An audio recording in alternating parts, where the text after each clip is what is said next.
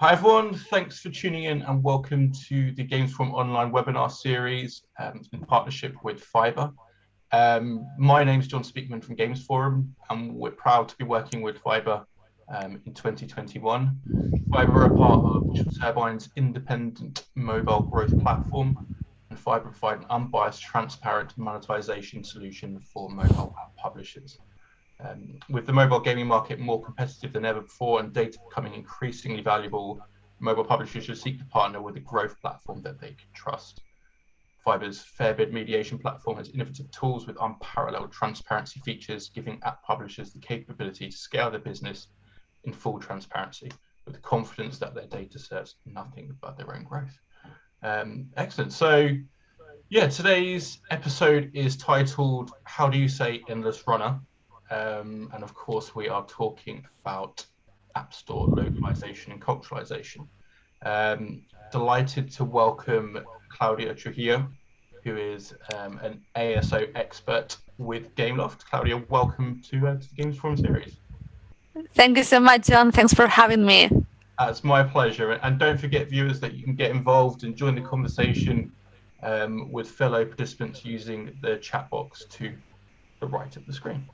So let's begin. So Claudia, if you could kind of tell the audience a little bit about yourself and the work you do at Gameloft. Sure thing. So I have been working in paid campaigns for over 10 years, and 6 years ago I moved to work on SEO and I started working and being more familiar with algorithms.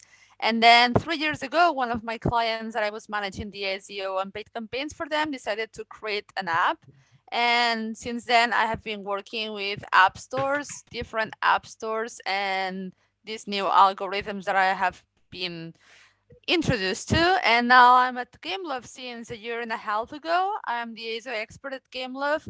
I manage the portfolio of games there. Obviously, there are a ton of games. We are working in a lot of different stores. Obviously, mainly, and what's the topic that we're going to talk about today? It's about Google Play and the App Store. But we're also multi-platform, and it's been a great adventure. I'm learning a lot. I'm enjoying a lot. Gameloft. I'm having a great time, and I love having to work with games and in the gaming industry. It's great fun. Yeah. Excellent. So, wow, I mean, that's a lot of work then, I imagine, with Gameloft's extensive portfolio. Cool. So, yeah, I mean, that's brilliant. So, exactly the right person for this conversation. I was kind of thinking about how we could start the conversation. And I thought, what is the differences between localization and culturalization? How do we need to separate? Oh, absolutely. So obviously, once you launch an app or a game on the store, you have a default language, and so usually those are in English, in mainly in all the companies and in all the stores. So usually you create kind of a default listing, default set of keywords that you're going to be aiming to rank for and to work towards for. And so based on that, obviously you can have some of an inspiration of what you're going to be working when you need to translate and localize a listing to other countries, but you need to take into account also the culture, because the culture in different countries, just for example, for the colors that you're going to be having on the icon, the screenshots, or the way that you're going to be portraying the taglines and the font on the video or the screenshots, is going to make a really huge difference between just translating and then properly localizing for the culture itself and not just the language. And so it takes, I would say it takes a village, because it takes a lot of people, a lot of teams to work together in order to then create a localized listing, and also to keep updating that listing and keep testing things for those. So it's a whole different story just to kind of change the mindset from just translating to the proper term of localizing. Okay, so broadly speaking, localization is the language. Culturalization, that's more the feel or imagery. Would that be right to say?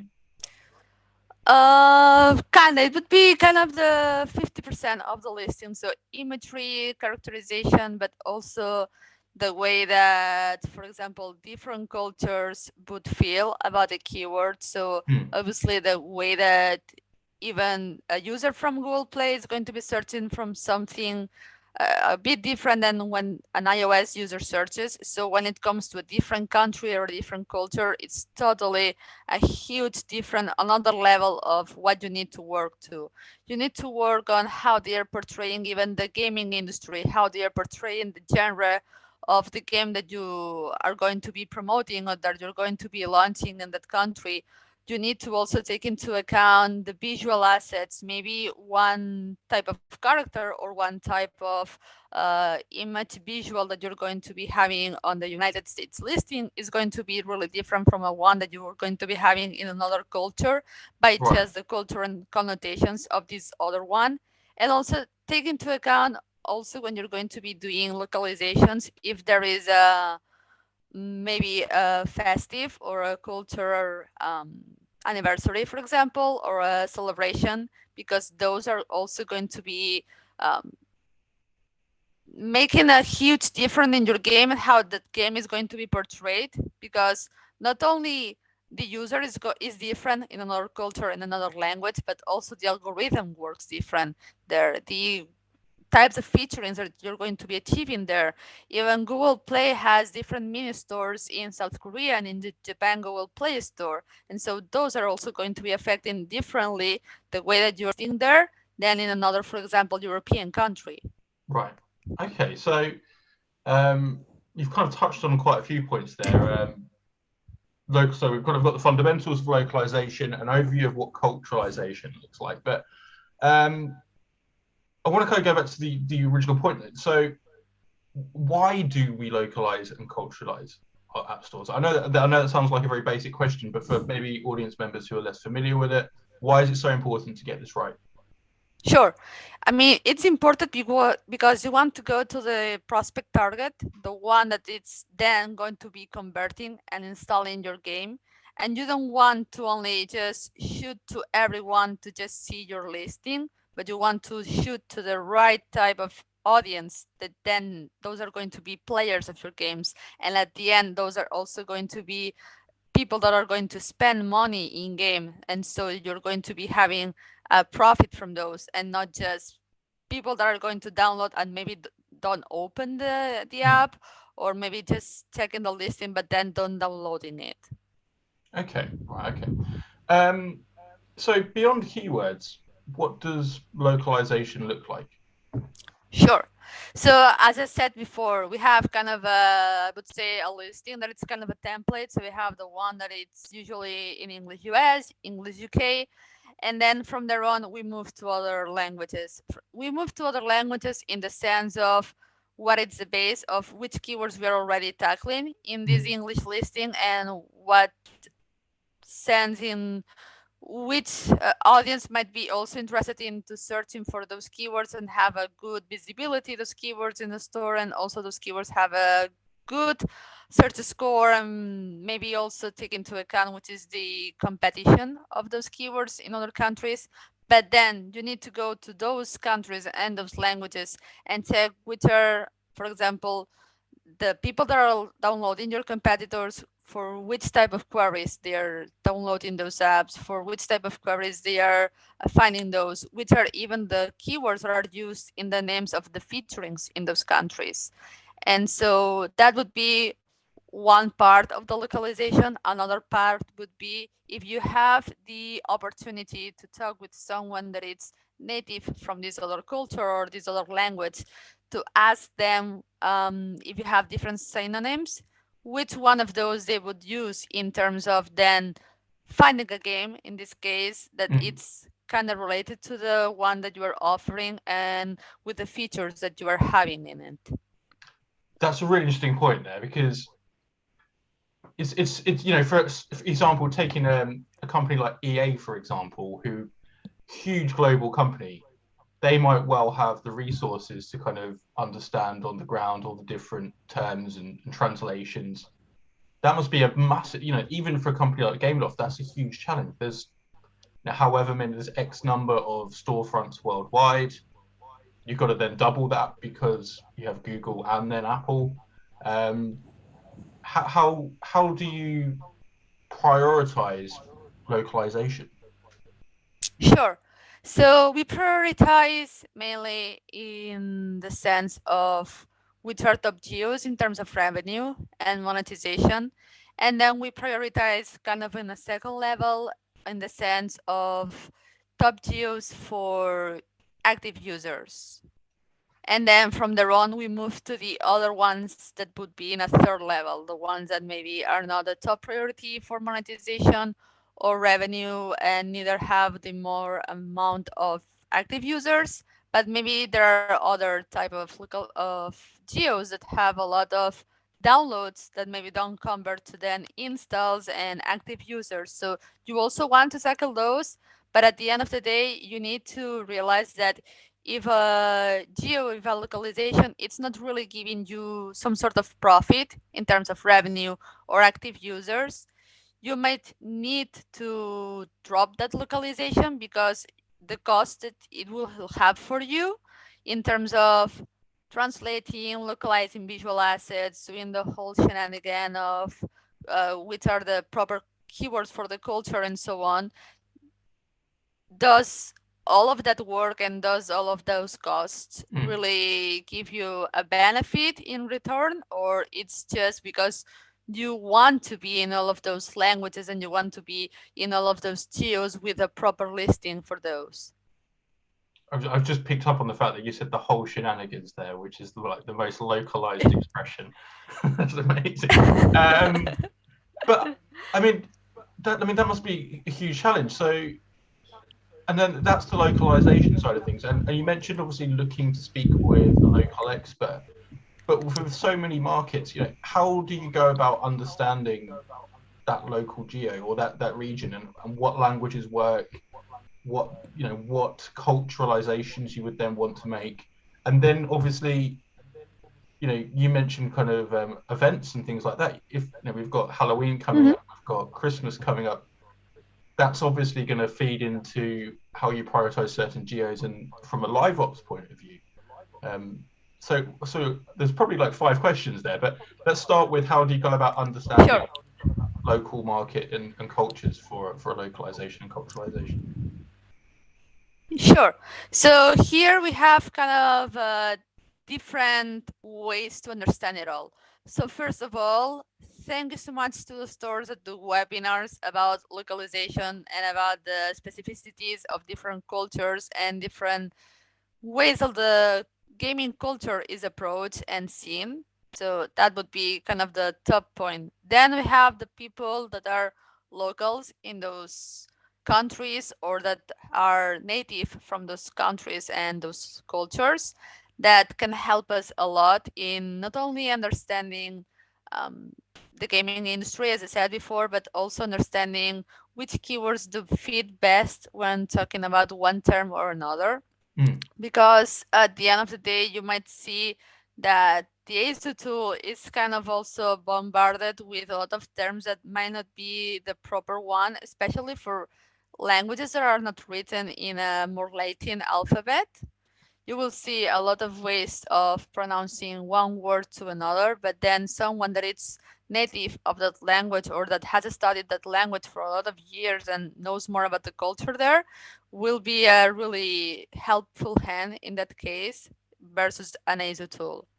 And then at the third level, we have obviously our loved ASO tools that at the end of the day will tell us, okay, maybe you need to do a paid campaign for those terms in order to then be the top app for the query that you want to gather, or other elements that will be helping you in the process of not just launching the localized listing, but also being one of the top results there. Because one thing is just localizing, but then another thing is being the top results for those queries or for those featurings and geos that you want to tackle.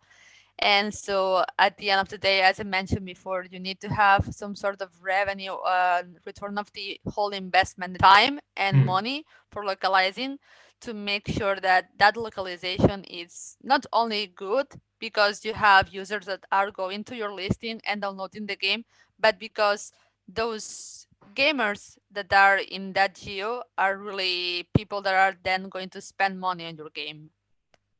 Okay, and that kind of takes us back to talking about which geos to prioritize. So obviously, you know, Exactly. effective localization of tier one, tier two countries. Um, but then I suppose also an effective localization of the store page will have an incremental increase in organic downloads, in conversions, and obviously down the line, an effective culturalization of the storefront for your game will mean you're getting the right players through. Yes. What we have experienced is a thing that when we have localized properly for the culture and the language, taking into account the gaming culture in one country versus another one really different, we have acquired a ton more featurings in those countries because, as I mentioned before, also the algorithms work different in some sort of way for those Mm. geos, and so also the review process is different. And at the end of the day, it's not only about what we're talking about the listing, but also the in-app content. And so if the in-app content is also translated to that language and kind of matches what you're promoting over the listing, and it's a culturally appropriate translation and also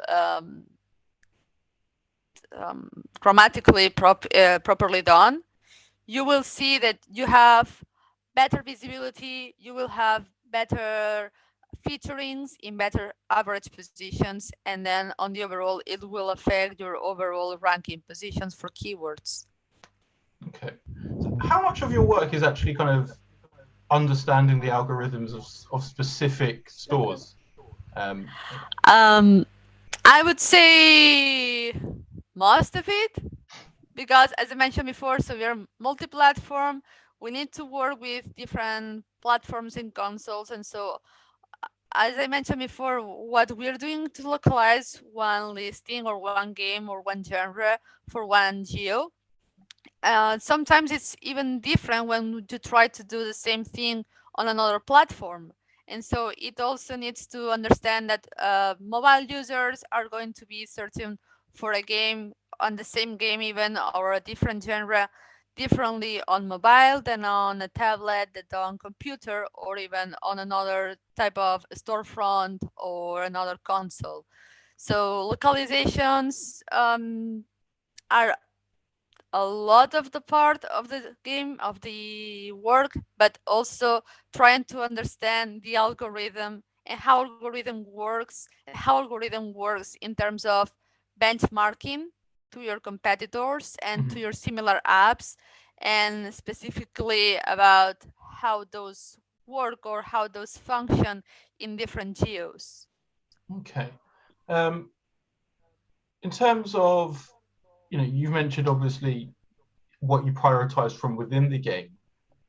How does that change by geo? So are there certain features that you think will, or that you've analyzed that will play better in specific countries, and how do you identify what features to promote on a store page from within your game for a certain geo?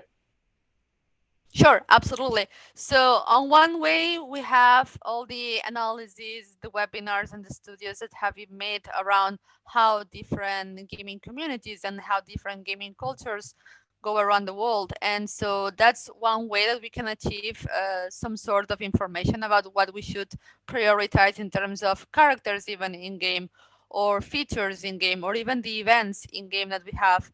But then we have a lot of information internally about which are the in-app purchases that are mostly done. So sometimes we see that purchases that are about having multiplayer sessions are top priority and the top ones that are purchased in some geos, and then in some other geos are more about the single player mode that the game is also offering. And so this way on the listing and even on the visuals, we are prioritizing showing one feature versus the other.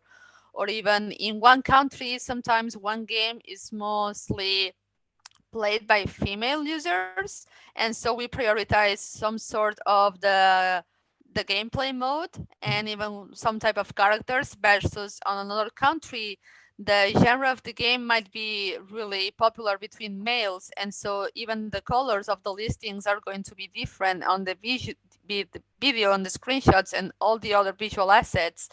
And this also affects in terms of seasonality. So seasonality, for example, Valentine's Day, you can have different games that have in-app events for this celebration. I would say that it's well known, but in other countries, this celebration is not only about love for someone, but it's mostly about family and friendship, and maybe the name even is different. And so we need to localize for that specific theme, because sometimes that slight change will make you gather, as I mentioned before, different featurings. Those featurings will be more appreciated by not only the users but also the store there, and will give you on the overall more visibility than by just having a kind of a template of what it's Valentine's Day for your game and just applying the same one for all the geos. Okay.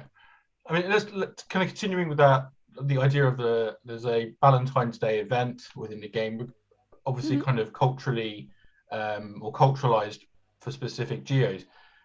How important is it for you in terms of working with the live ops team to understand what they're going to be promoting? Visibility in terms of calendars and events. How does that kind of sink in with your daily work? Absolutely. So when we have our daily or weekly submissions to live ops, we have in mind the calendar of which content is going to be offered in game. So what we have worked in terms of new events or even new characters, time limited, or even live events are going to be maybe played multiplayer. And so on that sense, we localize in the terms of maybe the game it's on one type of genre. Maybe it's action game, multiplayer game, a strategy game. And so, for example, if it's about war, you need to put on the visuals or even in the CTAs sense that it's more wide, I would say, and that can be seen properly and correctly by all the geos and cultures. Then put in something that you might think that would be controversial, but at the end of the day, this controversiality might affect even your visibility, because it might be against not only the store policies or guidelines, but there are specificities about policies per country. And so you need to be really careful with those. And if you have some other, for example, now with Halloween, you might be wanting to promote some sort of a live ops that you were going to be having different in the US than in Europe or than in another region of the world.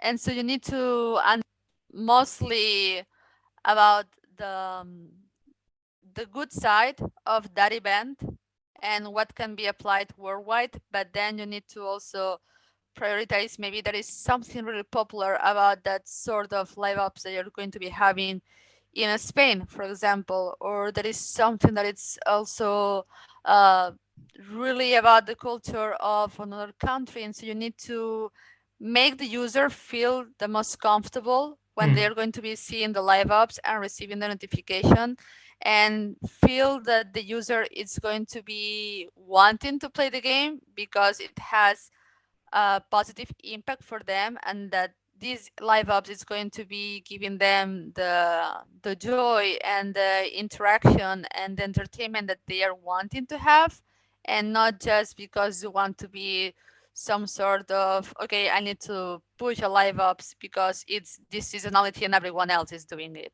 Yeah. Okay. Yeah. And absolutely, that kind of touches what I want to talk about next, which is how do you ensure your store page maintains the essence of the game? Because if you certain geos you're changing colors from within the game, like you said there, if you're pushing Mm-hmm. certain seasonality events which don't really align with what's actually in the game, how Mm-hmm. important is it to make sure that there is that consistency? Sure. So at the end of the day, you're right. The brand coherence is really important. And so obviously you need to make sure that the game or that the brand that you are promoting with your game, it's really understood worldwide about, okay, this game in France is the same one that I'm playing in Hong Kong, or it's the same one that we are playing on Australia. So Mm. you need to obviously kind of have a bit of, okay, we are this game, but for this geo, we are going to be promoting on the description these elements that are going to be different from what we are promoting in the description for this other country.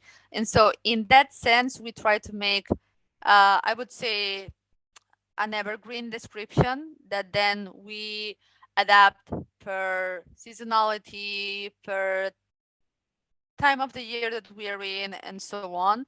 For example, jazz seasons or maybe festivities and things like that. But then, obviously, on the icon, it is, I would say, 90% of the countries share a really similar icon. Maybe it's just the background color that it's different, or Right. maybe just the way that the character is dressed, or the way that the character has different colors but has the same dressing on, the same outfit. This way, this is more about brand coherence for specifically about being easy to find on the stores. And then obviously the app name, usually we have the same app name, obviously localized and translated, but on the sense of we are keeping the same app name for obviously brand reasons. But then when it comes to description, it's more localized. On the screenshots, it's a lot localized, I would say, for a lot of languages. But this not only affects the gaming industry, it affects also apps in the sense of an online retailer store would be promoting differently in Japan and in Korea than they would be doing in Europe. And so they need to find out what's really a characteristic of them, Mm. what can be worldwide known and what can be worldwide identified. And then from there on, you have the taglines to promote different CTAs and different keywords. So you need to work with the font or with the colors that is mostly used and mostly understood with a positive feeling in those countries versus just having the same one for everyone, and that those might not be, at the end of the day, as I mentioned before, giving you the users that you are really wanting to gather. Okay. Um, I'm just kind of how much of a challenge then? Because we talked about all these different, the different ways that you can localize and culturalize your storefronts. But I want to kind of throw another element into the mix. What are the challenges of localizing IP you're working with that's licensed? So, whether that's a movie tie-in game, does that then present even more of a challenge, or actually is it slightly simpler because in a way the movie marketing might actually give you some ideas for that? What are your thoughts there? Yes. So initially, I would say when I um, start working here at Gameloft, so I initially thought, okay, we're working with brands and licenses. And so I initially thought, okay, we might have more constraints. But as you mentioned, so if we're working with a movie saga, for example, at the end of the day, we are benefiting from it, and it's not really that hard to then localize because you have the localizations that they have done for promoting the movie. They have done different posters, different ways that they are approaching the users for then acquiring new viewers in the cinemas or online. And so you have a kind of a lot of the work of localizing done. You have the different ways that they are obviously translating the name of the movie. In this case, as an example, obviously you have the way that the visuals might be looking in one country versus another in terms of the poster, for example, or the Mhm. online promo that they are doing. And then you have um, I would say you can read, for example, the reviews of the users on one country versus the other, and then find out which are the elements of the movie or the elements of a brand that they find more appealing. to the other ones, and those can help you a lot in terms of, okay, I need to localize for this specific brand or for this specific time event. And then if you just go to these websites or you just go to reviews about what the movie was about and how the movie was promoted there, you have half the work done. Cool. So in a way, and I'm sure that those kind of those promotional materials are taking inspiration from the hard work of mobile games localizers like yourself, for sure. Um, in terms of, there's absolutely the whole range of ASO tools out there to help with localization, to help with culturalization. What Mhm. features do you think are most important that you identify that are most useful for your work? Sure. So obviously the keyword tracking, keyword analysis, I would say that's one of the top ones because you might have different synonyms and then you want to analyze which is the search score, the visibility score, which is the competition that you have for those keywords. And so that would be one, obviously category rankings, the featuring, and not only for you but also for competitors and how the category rankings are doing in other countries, because you might think that brand renown worldwide, or that you think it's worldwide renowned might not be renowned in another country. And so this way you have a better picture of how that other country, that other localization that you're working on, Mm. it's promoting the games and how the users are approaching this sort of game that they want to download. And so category rankings, featurings, and everything that it's about keywords, keyword analysis, etc. But then there are other features that might not be really talked that much about. For example, translation, internationalization. Also, when you have the option of having benchmarks in terms of visual assets, so there are tools that offer you benchmarks of visual assets in the sense of they analyze which are, for example, the icons, which are the colors that are mostly used in one region. There are other tools that tell you which are the type of screenshots and the average median time of the videos that our users mostly attracted to.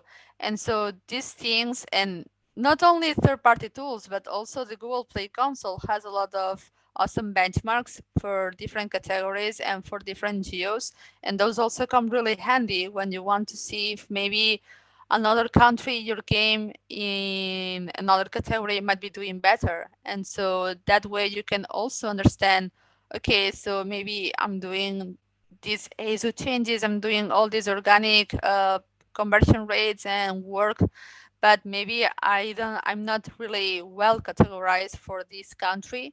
And then once you find out a category that can be better for you, you can then go to these third-party tools and then analyze the category and see which are the top apps and games in those categories in that region, and then analyze how they are approaching the visual assets and how they are approaching the language that they are using with the users. Okay, cool. I mean, so it's really about kind of getting as much information as you can, like making yourself aware of, as well, like you mentioned there, with the resources that are available, kind of keeping up to date there. Um, One final question. So, how do you measure successful store localization? Sure. So, on one way, we would measure it with featurings, especially if we are achieving not only featurings that are about, for example, if we have a live ops, but featurings that are more about specificities of the culture of the country. So there are not only the top action games, but there are in other countries features about specific events or specific elements of their culture that they are promoting. Then you have, if you have launched a new localization, you can be in the featurings about updated games, and if you are in those, you might be having a better visibility because of the changes that you have done for that language and that culture. Then, apart from those, I would say category rankings, see how the keyword distribution is doing in terms of how many keywords do we have in high positions, so between the 1 and top 10 positions, and then translating those into impressions and page views and store listing visitors to see if really the increase that you have on those keywords is really transforming into more users going to your listing. And also on the Google Play console, you can see if the search terms that you might be having as maybe brand new for the localization that you have, if those are also giving you more, not only visitors, but obviously downloads, and on the overall, how this conversion rate is really doing, and seeing how you are doing versus percentiles of competitors per each traffic source. And so those would be kind of the three main elements: featurings, category rankings, and the overall keyword performance. Excellent. Cool. So um, it's a really interesting space. I love it. Like just and it's also getting to know other cultures and everything like that. What works in different markets. Fascinating stuff. Claudia, thank you very much for your time today. It's been a complete pleasure speaking with you. Viewers, thanks very much for taking the time as ever to join. We really really value your time. Thanks very much, everyone. Have a brilliant day. Thank you so much for having me. It was a pleasure. My pleasure. Thanks, Claudia. Bye.